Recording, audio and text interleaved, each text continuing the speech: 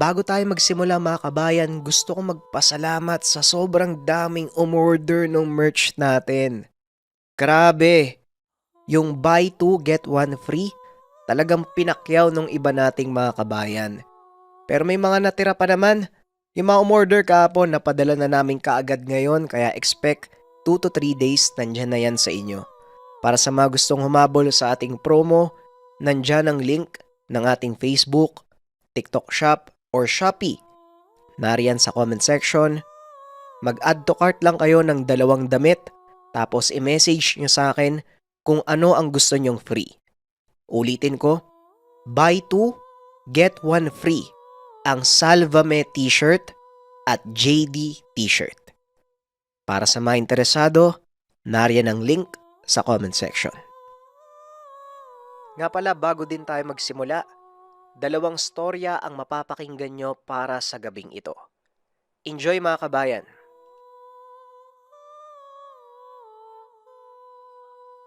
Ang kwentong ito ay hango sa totoong buhay. Mula ito sa isa nating kabayan na itago na lang natin sa pangalang Amorio. Taong 1956, Osamis. Nang mga panong ito, kalat sa buong bayan ang kwento patungkol sa lalaking nakapatay ng maraming aswang. Ayon sa mga taga roon, nakatira ang nasabing tao sa kabundukan malapit sa lugar. Ngunit ni isang beses ay hindi ito nakita. Tawagin na lang natin ang pangalan ng lalaki bilang Sarseho. Isang hamak na residente, ngunit nagkaroon ng kakaibang katangian. Labis noon ang pagkahumaling ng binatang si Amorio sa mga tangan, mutya at iba pa. Kaya ganun na lang ang pagnanais na makilala ang lalaking tirador ng aswang. Alam ng binata na imposibleng makasugpo ng elemento at mga nilalang kung walang tangan ang isang tao. Gusto niyang matuklasan ang taglay na bertod nito dahil sa sobrang kuryosidad. Maraming kakilala si Amorio sa lugar na may mga agimat, pero hindi naman ganun kabisa. Kadalasan, karaniwang bagay lang na hindi mo aakalaing mutya. Dagdag pa ng mga taga roon, ang lakas ni Sarseho ay galing sa Haring Gabunan na minsang nanirahan sa kabundukan ng lugar upang antayin ang kamatayan. Isinumpa ito ng makasagupa ng malakas na mangkukulam hanggang sa natagpuan na lang ni Sarseho ang labi na palutang-lutang sa ilog. Pinutol ni Sarseho ang kamay ng gabunan para maipakita sa mga tao ang ebidensya. Hindi para mapatunayan na merong aswang, kung hindi ipakalat na siya ang nakapatay sa gabunan. Pero lingid sa kaalaman ni Sarseho, may nakatagong kapangyarihan ang kamay ng gabunan. Habang dala ang gamit, nagkaroon siya ng kakaibang lakas, bilis at talas ng pang-amoy. Sa puntong ito, medyo nag-aalinlangan si Amorio na totoo ang mga sabi-sabi dahil imposibleng magkaroon ng kapangyarihan ang parte ng gabunan. Hinala niya, may iba pang tangan si Sarseho na ginamit upang makapatay ng mga aswang. Nang maglaon, pinili na Amorio na pasukin ang kabundukan ng lugar dahil gusto niyang makilala ng lubos si Sarseho. Habang binabagtas ang daan papunta sa kagubatan, may nadaanan siyang mga tao. Tinanong niya ang mga ito kung alam ba nila kung saan nakatira si Sarseho. Ngunit madalas umiiling lang dahil hindi nila kakilala si Sarseho. Hanggang sa narating na ni Amorio ang iba't ibang parte ng kabundukan, ngunit wala pa ring nakakakilala sa hinahanap. Hanggang sa mapadpad ang binata sa talon, may nakita siyang kubo hindi kalayuan sa kinaroroonan. Sa pagkakataong iyon, alam niyang may nakatira dahil sa usok na nanggagaling sa siga. Kaagad niya namang pinuntahan ang bahay at nang makarating. Tao po! Tao po! Wika ni Amorio.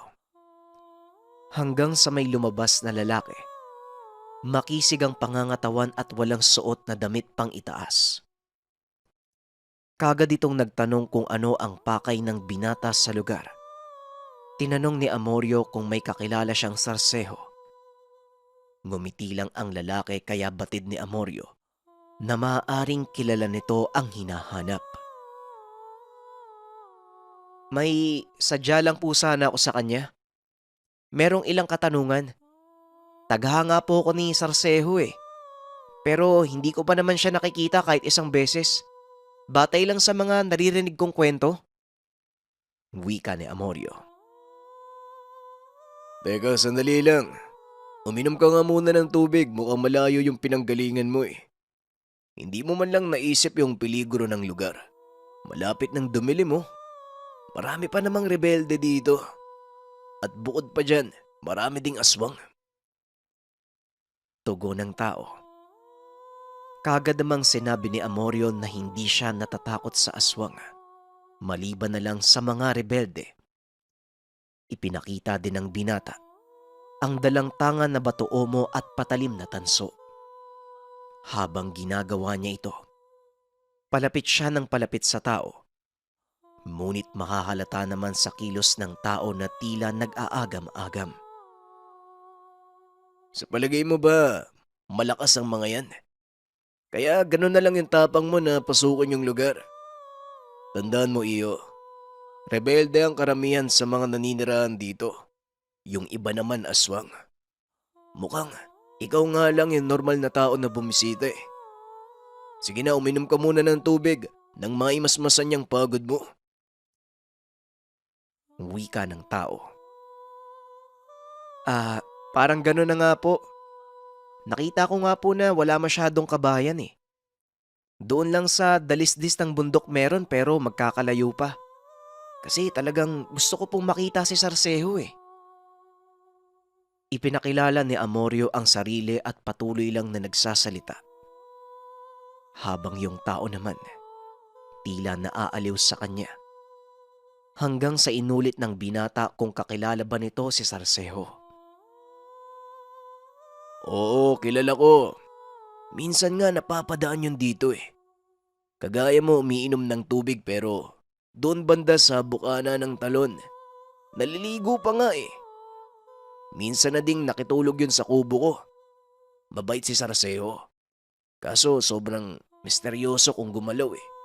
Nawawala na lang bigla, tapos babalik bigla. Meron ng dalang baboy ramo.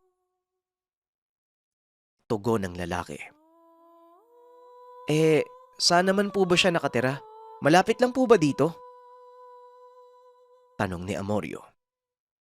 Tumugon ng lalaki na hindi niya alam. Pero may kutob siyang nasa malapit lang dahil madalas niya itong nakikita noon. Kaso nga lang, matagal na panahon na hindi nauulit. Aba, matapang ka nga iho ah. Uuwi ka pa ba ng ganitong oras? Maggagabi na. Mabuti siguro dumito ka na lang ngayong gabi. Tapos bukas, sasamahan kitang maganap. Kagad namang pinaunlakan ng binata ang alok nito.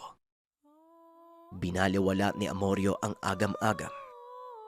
At higit sa lahat, kahit hindi kilala ang kausap ay pinagkatiwalaan niya ito. Maayos namang makitungo sa kanya ang lalaki at mahahalata sa kilos na isa itong mabuting tao. Nanatili siya sa tahanan. Nagpakilala ang lalaki bilang Rico. Dating rebelde ngunit tumiwalag sa grupo. Napag-isip-isip ni Amorio, kaya pala malakas ang loob ng taong ito na manirahan sa loob ng gubat dahil isa din siyang rebelde. Kinabukasan maagang nagising si Amorio. Kakaputok pa lang ng bukang liwayway. Tinatapik na siya ni Rico. Sinabing aalis na sila habang hindi pa mataas ang sinag ng araw. Dagdag pa ng lalaki. Baka malayo ang bahay ng hinahanap ng binata at mapagod lang sila sa gitna ng tirik na araw. Mabilis namang bumangon si Amorio. Inabutan siya ng nilagang saging upang malagyan ng laman ng tiyan. Dagdag pa ni Rico, dadaan sila sa talon dahil kukunin niya ang kawayang lagayan ng tubig. Bukod sa magbabaon sila ng makakain, meron din silang inumin sa paglalakbay. Ganun na nga ang nangyari habang binabagtas ang masukal na lugar. Panay ang tanong ni Amorio sa iba pang nalalaman ni Rico. Batid niyang meron ding tangan ang lalaking kasama. Hindi naman tumanggi si Rico at kaagad na umamin. Iba ang kanyang tangan dahil wala itong kapareha. Nagtanong si Amorio kung ano ito. Ngunit ang sabi ng kausap, hindi niya pwedeng ipaalam. Meron akong tangan pero hindi ko pinapakita ang gamit ko eh. Anumang klase at gaano kakalakas, hindi dapat ipinagsasabi. Sapagkat ang pagkakaroon ng gamit, napakadelikado. Maraming magkaka-interes sa sumubok. Hindi mo ba alam yun? Kaya nga natutuwa ako nang ipakita mo yung gamit mo eh. Akala ko pa naman kung ano. Mga karaniwan lang pala. Pero sa tingin ko may bisa naman. Siyempre, kailangan ng tapang at pagtitiwala sa gamit. Pero dapat may sariling lakas at hindi lang palaging umaasa sa gamit. Natahimik lang noon si Amorio sapagkat hindi naman niya maitanggi na merong punto. Hindi siya sigurado sa gagawin kapag nagkaroon ng pagsubok sa buhay. Baka matakot lang siya o hindi kaya madaling sumuko. Ang ipinagtataka niya ng mga sandaling iyon, bakit maraming alam si Rico na tila mas angat sa kanya. Bawat sinasabi ni Amorio, natatabunan ng pang-Alaska at bukod pa dyan. Nagtataka din siya kung bakit siya sinamahan nito kahit hindi naman sila magkakilala ng lubusan. Binigyan siya ng oras na tila ba may gustong ipakita sa kanya bukod pa sa hinahanap na tao. Ngunit ang napansin din niya, yung isang kamay nito may nakabalot na tela. Tila merong malaking sugat na nakatago. Hindi niya naman tinanong kung anong meron dahil sa tingin niya, hindi ito importante ng mga oras na yun. Maya-maya lang, nakarating sila sa isa pang talon, nakarugtong malapit sa tahanan ni Rico, hanggang sa may itinuro ang kasama. Diyan natagpuan ni Sarcejo ang gabunan. Ang sabi niya, isang haring gabunan daw patay na, tapos palutang-lutang. Wika ni Rico. Gabunan? Sigurado ho ba kayo? Tama po ba yung narinig ko? Totoo pala yung mga sabi-sabi, no? Kinuha niya yung bangkay ng gabunan, tapos pinutulan niya ng kamay. Tapos sinabi niya sa karamihan na siya daw yung pumatay ng aswang. Ayon kay Rico, kaya kumalat ang balitang ito dahil sa ginawang pagbubunyag ni Sarcejo na siya ang nakapatay ng aswang. Ito din ay pagbibigay ng babala sa mga rebeldeng naging kasamahan niya noon. Tinutugis nila si Sarcejo pagkatapos tumiwalag sa grupo. Nang sa ganun matakot sa kanya ang mga rebelde at hindi na pakialaman ang buhay niya. Ah, ganun ba? Kaya pala nagkakilala kayo kasi kapwa kayo rebelde. Bukod pa dyan, totoo din ba na galing sa gabunan yung abilidad niya? O batay lang po yun sa mga narinig ko? Tanong ni Amorio. Natanong ko rin si Sarcejo tungkol sa bagay na yan eh. Hindi naman niya sinabi yung katotohanan, salip iba eh. Basta iba daw. Ewan ko kung bakit. Kasi maging siya, hindi niya maipaliwanag yung nangyari sa kanya eh. Isa lang ang duda ko. Aswang si Sarcejo. Liga na, sumunod ka na sa akin. Sa ilalim tayo ng pangpang. May papakita ako sa'yo. Tumangulang ang binata habang nakabuntot sa paglalakad ni Rico. Nang makababa sa lugar, Nakaramdam ng takot si Amorio. Iba ang presensya sa ilalim. Bukod sa medyo madilim, mukha din itong tirahan ng mga lamang lupa. Nakakakilabot ang mga kurba ng pangpang na tila mga pangil ng dambuhalang halimaw. Idagdag pa dyan ang kakaibang lamig na nanunuot sa kalamnan. Maya-maya pa ganun na lang ang takot ng binata nang mapansing may nagkalat na mga buto sa paligid. Hindi buto ng mga hayop, buto ng mga tao. May mga pangil pa ang bungo. Napamura si Amorio, ngunit mapapansin na parang wala lang ito kay Rico. Ilang sandali pa, bigla itong huminto at nagsalita. Dito namumungad ang mga gabunan ng kasagsagan ng digmaan. Ito rin ang tirahan ng Haring Gabunan na nakuhaan ng kamay ni Sarseo. Ilan sa mga butong nakikita mo, galing yan sa mga rebelde nung sinubukan nilang pasukin ang lugar. At yan namang mga bungo na may pangil, mga aswang na pinatay ni Sarseho. Ang dami, hindi ba? Hanggang sa bigla na lang nag-iba ang mukha ni Rico, na tila ba pinakikiramdaman ng paligid. Unti-unting inangat ang kamay. Sinabing wag aalis sa pwesto si Amorio dahil may ibang tao sa lugar. Ang sabi naman ni Amorio na baka si Sarseho ang taong ito. Hindi yan si Sarseho. Iba ang kinikilos ng taong nagmamasid sa atin. Hindi ako sigurado pero sa palagay ko, aswang. 3 yata yung bilang nila. Baka hinahanap ng mga yan si Sarseho. Tapos ng pagkamalang tayo. Delikado to. Diyan ka lang sa gilid. Sumandal ka sa malaking bato para makita mo kung sino ang mga kalaban. Dahil sa biglaang pangyayari, hindi malaman ni Amorio ang gagawin. Nataranta ang binata at mabilis na nagtungo sa malaking bato. Kagaya ng sinabi ni Rico, sumandal siya sa dingding. Kung ano-ano ang binabanggit ng mga kataga, panay halik pa sa batong mutya. Nakaumang na din sa kamay ang tansong punyal, naghahanda sa anumang magaganap. Samantalang si Rico naman, unti-unting inalis ang tela na nakabalot sa kamay. Ganon na lamang ang pagkagulat ng binata nang makita na ibang-iba ito kumpara sa isang kamay. Kulay abo at mahaba ang kuko. Maya-maya pa, sumigaw si Rico pero iba na ang lumalabas na boses. Gasgas na tila halimaw.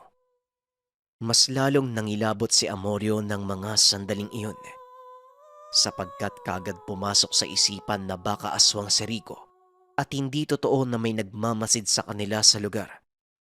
Salip dinala siya sa loob upang kainin.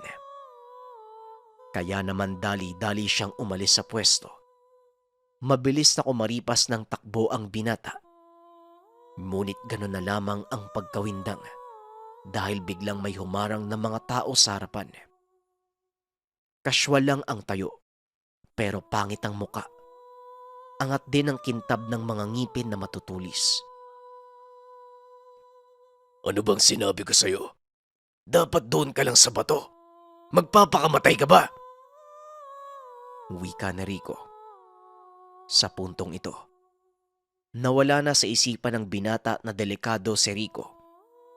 Subalit wala na siyang magagawa. Napasubo na ang binata at biglang nanigas ang katawan dahil sa sobrang pagkatakot. Ang tagal mo namang bumalik dito, Sarseho. Kailangan pa talaga naming antayin ang huling pagbisita mo sa lugar ng Haring Gabunan. Sa wakas, bumisita ka uli. Wika ng isa sa mga aswang. Napatingin si Amorio kay Rico. Wala siyang kaalam-alam na ang kasama niya walang iba kung hindi si Sarseho. Pasensya ka na, bata. Kailangan ko pang magtago. Ayan tuloy. Nasama pa kita sa lugar na merong banta. Tumakbo ka na hanggat makakaya mo. Wika ni Sarcejo sabay sugod sa tatlong kalaban. Subalit imbis na tumakbo si Amorio, nanatili pa siya sa lugar at hindi malaman ang gagawin.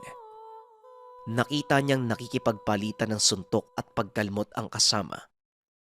Sobrang bangis si Sarcejo. Hindi man lang iniinda ang bawat pagtama ng kalaban. Hanggang sa unti-unting nagbago ang anyo ni Sarcejo. Naging ganap na gabunan. Nakakakilabot ang postura. Bumuka ang bibig. Nakita ni Amorio ang matutulis na ngipin habang tumutulo ang laway. Hindi pa ba kayo nadala? Talagang gusto niyong malagasan pa na mga kahuri. Hindi niyo ba nakuha yung sinabi ko? Umanib na sa katawan ko ang lakas ng Haring Gabunan. Hindi pa ba sapat yun para katakutan niyo ko? Talagang magsasakripisyo pa kayo ng buhay para lamang makuha ang kapangyarihan. Mga hangal! Dito lang unti-unting naintindihan ni Amorio na kaya pala nakapatay ng mga aswang si Sarcejo dahil may gustong kunin sa kanya. Walang iba kung hindi ang kamay ng gabunan na ngayoy umanib na sa katawan ni Sarcejo. Pero ang hindi makuha ng binata kung paanong umanib ang gabunan sa katawan ni Sarcejo sa pamamagitan lang ng kamay na pinutol sa Haring Gabunan. Habang nasa kalagitnaan ng pagkalito ang binata, nakikita niya kung paano isa-isang bumabagsak na ang walang buhay na kalaban. Hindi man lang nagalusan ang katawan ni Sarcejo, habang ang mga kalaban naman ay halos hindi na makilala. Lasog-lasog ang katawan pati na rin ang muka. Matapos nun, lumapit si Sarcejo sa binata. Kasabay nito ang unti-unting pagbalik sa anyong tao. Hindi mo ko kagad nakilala. Pasensya na ha. Natutuwa kasi ako sa'yo eh. Kaya naman sinabi kong Rico ang pangalan ko. Ay nako. Nakakaloko mga katulad mong mangmang sa mga tangan. Umalis na nga tayo dito. Baka may dumating pang iba eh. Wika ni Sarcejo. Hindi naman kagad nakapagsalita si Amorio. Hindi pa napoproseso sa isipan ang lahat ng nangyari. Wala pa siya sa ulirat. Patuloy sa pagkamangha na may halong pangingilabot. Maya-maya pa, nang matauhan ay kagad siyang nagtanong kung paano umanib sa katawan niya ang kapangyarihan ng gabunan at kung bakit nakaabang ang mga kalabang aswang sa kanya doon sa lugar at hindi siya sa tahanan inaatake. Marami sa mga impormasyon na nalaman mo patungkol sa akin ay taliwas sa katotohanan. Kakilala ko talaga ang Haring Gabunan. Sa katunayan magkaibigan kami. Pero bago ang lahat, meron siyang labis na pinagkakainisan. Nagkaroon ng pangyayari noon na hindi nila inaasahan ng lahi nila. Sinupil na mga rebelde, may tangan at kasama ako doon. Isa-isang binabawasan ng bilang ng mga aswang hanggang sa ang natira ay ang Haring Gabunan. Sa pagpapatuloy ng kwento, sa sobrang bangis ng Haring Gabunan, nahirapan ang mga rebelde. Nang maglaon, ipinasumpa nila ang gabunan sa biyasang mangkukulam. Tumalabang sumpa at nagkaroon ng malubhang sakit ang Haring Gabunan. Natagpuan niya itong nangihina na ang katawan sa gitna ng kagubatan. Nakaramdam ng awa si Sarcejo, lalo na nang sinabi ng Haring Gabunan sa kanya na mamumuhay lang sila ng payapa at pinakialaman ng kanilang grupo. Ubos na ang pamilya pati na ang mga anak ng Haring Gabunan. Nadamay pat walang awang pinagpapapatay. Binalot ng matinding konsensya si Sarcejo. Dito niya napiling tulungan ang gabunan, ngunit nalaman ito ng mga kagrupo. Kaya pati na rin si Sarcejo, tinugis ng sariling kasamahan. Nagtago si Sarcejo kasama ang gabunan Ngunit habang tumatagal ay pahina ito ng pahina. Hanggang sa may sinabi sa kanya ang gabunan. Ililipat nito ang abilidad kay Sarseho. Dagdag pa nito. Putulin ang kamay niya sa oras na dumating ang kamatayan. Hanggang sa dumating ang araw na yun, ginawa ni Sarseho ang sinabi ng Haring Gabunan. Matapos na maputol ang kamay, pinaanod niya ang bangkay nito sa ilog dahil ito ay isa sa mga huling habilin ng aswang. Ilang araw lang ang nakalipas. Nagpaparamdam na sa panaginip ang yumaong gabunan at sinasabing putulin ang sariling kamay at iduktong ang kamay ng Haring Gabunan. Ginawa ito ni Sarseho. Patuloy pa rin siyang tinutugis ng mga rebelde. Naging desperado si Sarseho sa mga sinabi ng gabunan sa kanya sa panaginip. Hanggang pati mga aswang, tinutugis na rin si Sarseho. Ngunit mas pinili nilang mag-abang salip na tugisin ito sa mismong tahanan. Hindi niya alam kung ano ang dahilan. Ang malinaw lamang sa kanyang isipan. Ang habol ng mga ito ay ang lakas ng Haring Gabunan. Kaya naman mas pinili niyang manirahan na lamang sa bundok upang hindi madamay ang mga inosenteng tao. At kaya palagi pa rin siyang bumibisita doon sa kuweba. Dito niya naaalala ang kaibigan. Kahit alam niya na merong aswang na nag-aantay sa kanya. May mga nilalang na gustong makuha ang kanyang tangan. Hindi pa rin siya nagdadalawang isip na bumisita doon sa kuweba upang bigyang respeto ang pagkamatay ng kaibigan. Ang malinaw sa kanya, habang buhay niyang poprotektahan ang kamay ng gabunan. Maraming salamat sa pakikinig ng ating kwento. Ang masasabi ko dito, yung konsensya kapag meron kang maling nagawa. Kasi isipin nyo, alam niya naman na merong nag-aabang dun sa kuweba eh. Doon siya tinatambangan ng mga nilalang pero patuloy pa rin siyang bumibisita bilang respeto doon sa kaibigan niyang Haring Gabunan. Batay sa kwento, napatay yung pamilya ng Haring Gabunan eh. Nakonsensya si Sarseho dahil sa kaganapan, kaya naman tinulungan niya ito. At dahil sa konsensya na yon, patuloy niyang inalagaan yung kamay ng gabunan at patuloy niya ding inalagaan yung lugar kung saan nananatili yung Haring Gabunan. Sana pagkuhaan natin ng inspirasyon ng kwento. Proceed tayo sa pangalawang storya.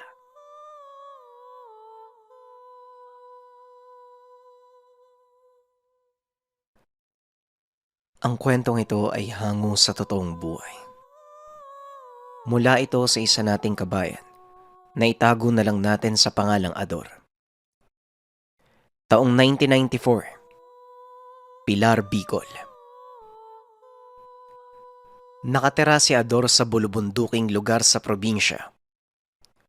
15 anyos pa lamang siya ng mga panahong ito at imbis na mag-aral, mas gusto ng binata na magpagala-gala sa gubat. Dagdag pa ng binata, pagsasayang lamang ng panahon ang pamamalagi sa eskwela. Kaya minabuti ni Ador na ipaubayan na lamang sa mga kapatid ang pagpasok habang siya ang nakikipagsapalaran sa kagubatan. Bunso si Ador sa 5 magkakapatid. Ang ama nito ay nagmamay-ari ng malawak na nyogan, kaya masasabing hindi kapos ang pamilya. Magaling sa negosyo ang ama, kaya nagagawa nitong bilhin ang mga katabing nyogan upang mas palawakin ang lupain. Isang umaga, habang nag-aalmusal si Ador. Hoy, Dominador! Wala ka ba talagang balak na pumasok sa sekundarya, anak? Ay, nako. Pasok ka na sa makalawa. Huwag mo sabihin kontento ka na marunong kang magbilag. Marahas ang mundo. Kaya kung ngayon palang tatamad-tamad ka na, sa kangkungan ka pupulutin pagtanda mo. Wika ng tatay. Sermon ang araw-araw na inaalmusal ni Ador. Tay, marunong naman ako magkopra at mag-uling eh. Marami namang isda sa ilog natin. At saka, kaya ko namang magbilang at magbasa.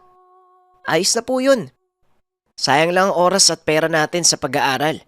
Tapos papagalitan pa ako ng mga guro. Matagal inilihim ni Ador ang mga karanasan ng elementarya. Palagi siyang pinapagalitan at pinapalo ng guro. Nagagalit dahil sa pagkakamkam ng ama sa kanilang lupain, kaya sa kanya ibinubuhos. Ngunit matatag si Ador at mapagmahal sa pamilya. Sinarili niya ang mga pagmamalupit na ito. Hanggang sa mabuo sa isipan ang takot sa mga guro at sa mismong paaralan. Ang paggala niya sa kagubatan ang naging paraan upang maibsan ang pananabik na matuto at makapagtapos sa pag-aaral. Sa gubat, wala siyang tigil sa pagbibilang ng mga puno at pilit na hinahasa ang sarili sa mga pangalan at kung ano ang silbi nito sa kagaya niyang taong gubat. Kapag anihan naman ng niyog para sa pagkukopra, maaasahan din ng bata. Ador! Ador! Wika ng kaibigan na si Andoy na nasa labas ng tahanan. Nakilala niya ito sa kakawyan. Nasa isang kumpol ng anahaw at nakasilong. Simula noon ay madalas na silang magkasama sa mga pangangahoy at pagtuklas ng mga bagay-bagay sa kagubatan hanggang sa mga kalapit na kabundukan. Sa bawat araw na lumilipas, mas lumalalim sila sa pusod ng gubat. Natutuklasan naman ni Ador ang iba't ibang uri ng kamanghamanghang halaman, pati na rin ang mga hayop. Dahil hindi na nag-aaral si Ador, gumawa siya ng sariling talaan at tawag sa mga nakikitang halaman at hayop, kasama si Andoy sa lahat ng oras. Dagdag pa ni Ador, meron siyang lugar sa gubat na iyon na pangarap niyang mapuntahan. Lugar kung saan naroon ang masasarap na bungang kahoy at malamig na bukal na maaaring inumin ng tubig at paliguan. Ador, kailan natin hahanapin yung lugar na sinasabi ko? Ang sabi ng lolo ko, paraiso dun eh. At saka alam ko, eksperto ka pagdating sa gubat. Siguradong makikita mo yun. Wika ni Andoy. Huwag kang mag-alala. Naglalagay na ako ng tanda sa mga pinupuntahan natin. Mararating din natin yon. Sa palagay ko, nandun yun sa lagpas ng kawayanan eh. Sa pagkakaalam ko, malawak na gubat yung nasulyapan ko nung manguha ko ng labong. Nakatitig lang si Andoy kay Ador na tila manghang-mangha. Nang muli itong matauhan, nasa itaas ng niyog si Ador at naghahanap ng malaking buko para sa kanilang dalawa. Isa sa pinagmamalaking kakayahan ni Ador ay ang bilis sa pag-akyat sa kahit anong uri ng puno o kabundukan. Paminsan pa nga, sinasabi nitong biniyayaan siya ng kalikasan ng ganitong kakayahan. Dagdag pa dito, may sariling ritual din ang ginagawa si Ador sa tuwing mag-aalas-6 ng hapon. Sa isang matandang puno ng balete, naglalagay siya ng mga prutas at tinapay galing sa kusina. Alay niya ito sa kagubatan para sa pag-iingat sa araw-araw na paglalakbay. Bagaman alam naman ito ng mga magulang, hinahayaan na lamang nila ang bata. Sa palagay ng ama, normal lamang ito sa mga kabataan. Malikot ang imahinasyon ng mga nasa gantong edad. Isang umaga, mag-isang pumunta si Ador sa kakawyan. Wala si Andoy sa tahanan niya ng mga oras na yun. Ano kayang nangyari kay Andoy? Hindi naman yun pumapalya ng sundo sa akin ah. Maayos naman kami naghiwalay kahapon. Malamang hindi pinayagan ng magulang niya. Wika ni Ador sa sarili. Simula nang maging malapit sila ni Andoy, Hindi pa nito nakilala ang mga magulang ng kaibigan. Sa bawat pagkakataon nakukulitin naman nito si Andoy na isama siya sa tahanan. Panay lamang ang wika nito na sa tamang panahon. Hindi naman na nangulit pa si Ador. Para sa kanya balang araw ay yayayain din siya ni Andoy. Maghapon siya sa gubat at ilang oras na nanatili sa tagpuan nila sa kagubatan. Nagbabakasakali siya na susunod ang kaibigan. Subalit pinapapak na siya ng lamok. Ngunit hindi talaga dumating si Andoy. Kaya nagpasya na lamang si Ador na pumunta sa kawayanan. Ito ang huling parte na ginawa niyang mapa papunta sa minimithing paraiso. Ang lugar sa mga kwento ng lolo ni Andoy. Normal naman ang lahat. Nangunguha pa si Ador ng labong. 1, 2, ang dami dito ah. Sayang wala si Andoy. Ang dami sanang labong oh. Maunguha na nga lang muna ako ng alimasag sa ilog. Sakto to para sa hapunan. Nakakasawa na yung panay yung manok tapos isda. Wika ni Ador sa sarili habang pinuputol ang mga labong at inilalagay sa sisidlan. Kaso nga lang, bigla siyang nakarinig ng mga kaluskos sa kabila ng umbok ng lupa. Tumahimik si Ador. Marahang gumapang para silipin ang nasa kabilang ibayo. Ano ba? Hindi mo ba kayang gawin ng maayos ang pinapagawa sa'yo? Gaano ba kahirap dalhin ang lintik na apo ng mambabarang? Wika ng isang mabalahibong nilalang. Konting oras pa. Bigyan niyo pa ako ng konting oras. Mapapadala ko din yung gusto niyo. Nakuha ko naman na yung tiwala ng tao eh. Tugon ng isang nilalang. Tila mga unggoy ito subalit tuwid na nakatayo. Mabalbon. Makikita ang matatalas na kuko at magulong buhok. Namamanghang pinagmasdan ni Ador ang dalawa. Inakala niya pa na mga engkanto ng kagubatan at swerteng nakita niya ang mga ito. Sigurado siyang kapag naikwento niya ito kay Andoy ay maiinggit ito sa kanya. Malas lamang, hindi kasama ang kaibigan. Maya-maya pa, nakita niyang sumot ito sa tila yungib na nasa batuhan at pagkatapos, natahimik ang buong lugar. Marahang gumapang si Ador pabalik sa mga labong. Dinampot niya ito. Madaling naglakad papunta sa ilog. Nasasabik na ikwento sa kanyang mga kapatid at magulang ang nasaksihan. Nais niya itong ilagay sa talaan at maiguhit. Ilan sa mga talento ni Ador. Detalyadong pagguhit ng mga bagay na nakikita sa kagubatan. Ano kayang sasabihin nila tatay kapag naguhit ko yun?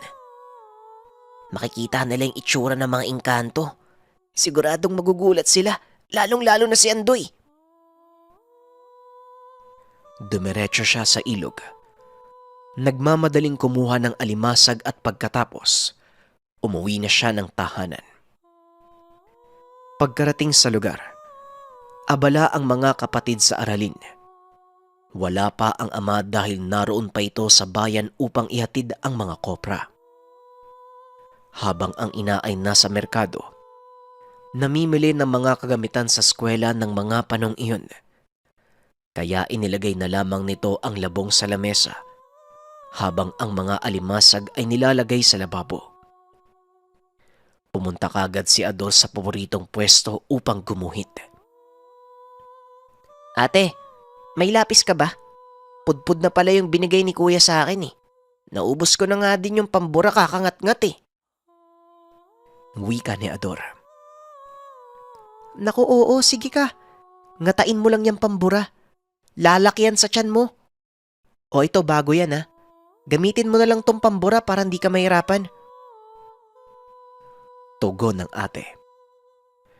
Kailan mo ba balak bumalik sa eskwela, Ador? Sayang naman yung talento mo kung di mo gagamitin sa paaralan. Hindi yung panay ang gala mo sa gubat. Wika ng ating si Sario. Tumawa na lang si Ador bilang tugon. Pagod na itong magpaliwanag sa pamilya. Palagi niya itong naririnig sa mga kapatid at magulang. Pinabayaan na lamang niya ito. Nag-umpisang gumuhit si Ador. Magiliw na inalala ang itsura ng dalawang nilalang na nakita niya sa kawayanan. Oras ang ginugol niya sa pagguhit at nang matapos, napahinga ng malalim si Ador. Saglit niyang iniwan ang gawa at pumunta sa kusina para uminom ng tubig. Ay nako, nakakapagod gumuhit ah. Nang bumalik siya sa sala, naabutan niyang tulala ang mga ate habang hawak ang iginuhit.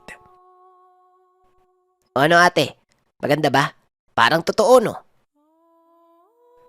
Nakakatakot naman tong ginawa mo. Wika ni Ate Nena. Hoy Ador, sa dami ng pwede mong iguhit, mga impakto pa. Aswang ata to eh. Gusto mo bang makakita ng ganyan? Wika ni Ate Sario. Ha? Anong aswang? Mga engkanto yan sa gubat eh. Yan yung nakita ko sa kawayan na nag-uusap sila. Pinapagalitan pa nga nung matandang engkanto yung batang engkanto eh. Wika ni Ador. Hoy Ador, magtigil ka sa mga biro mo ah. Hindi nakakatuwa yan. Isusumbong kita kay tatay mamaya. Talagang papaluin ka nun.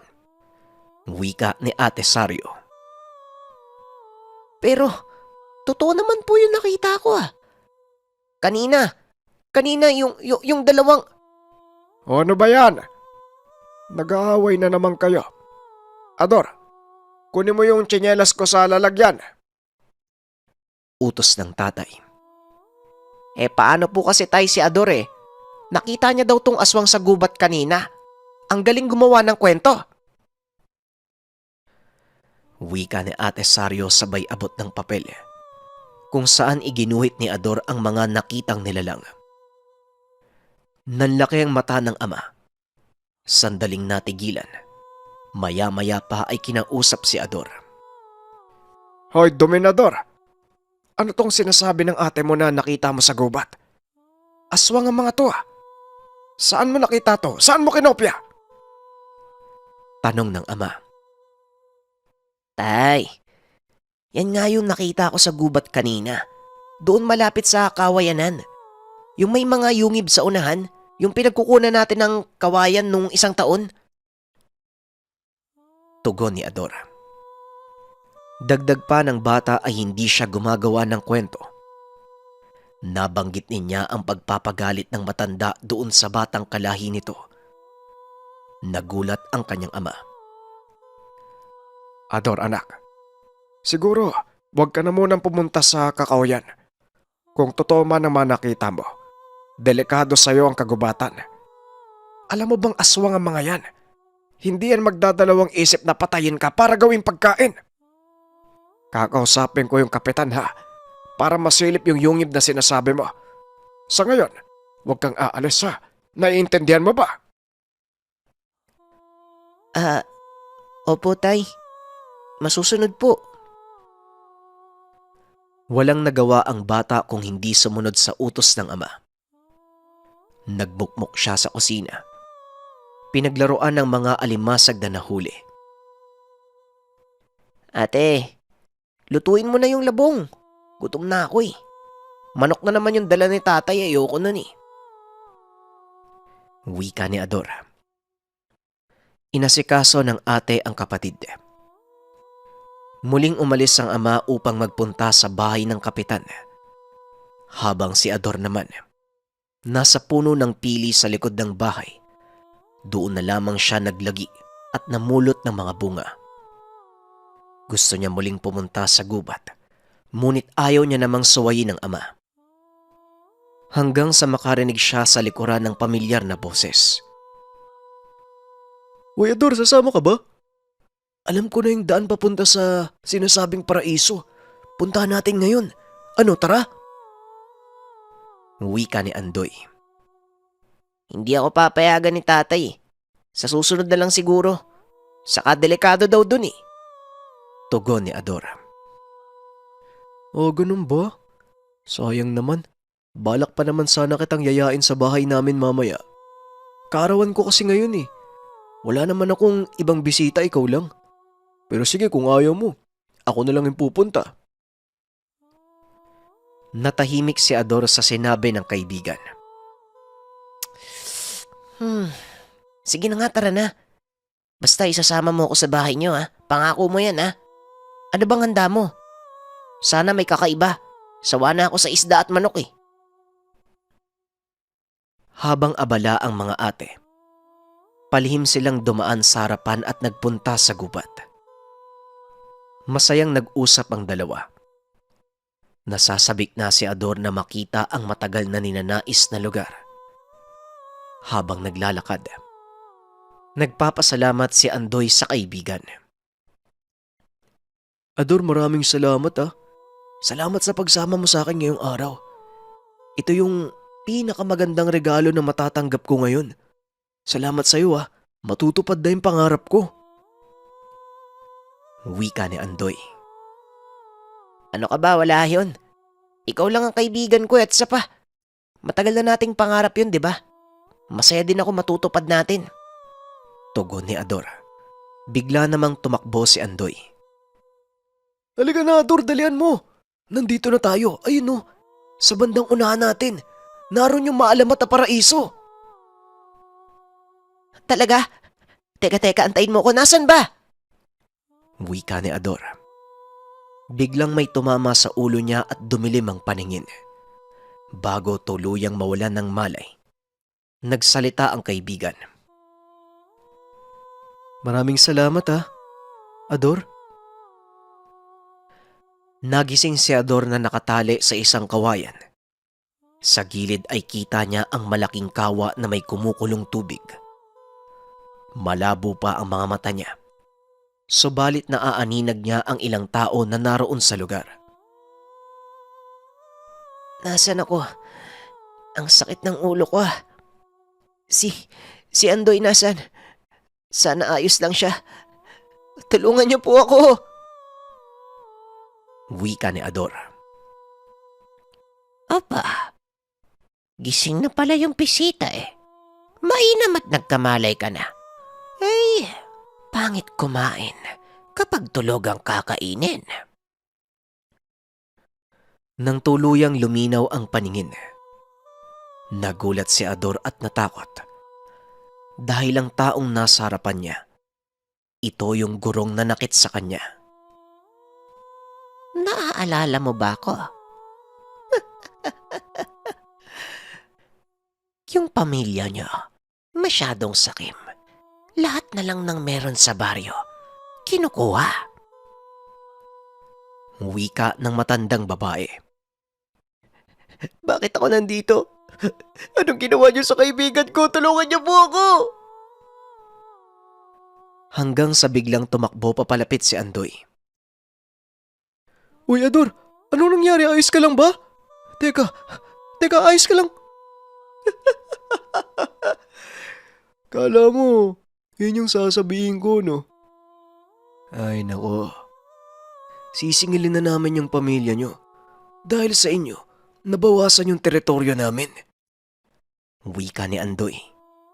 Iba na ang itsura niya ng mga oras na yon. Labis ang pagsisisi ni Ador. Sana ay nakinig siya sa ama. Hindi niya sana mararanasan ang bagay na ito. Sige na, Andoy. Ihanda mo na yung paglalagyan natin ng mga langis. Maiking, pira-pirasoy natin ang katawan niya para tumagal ng mahabang panahon.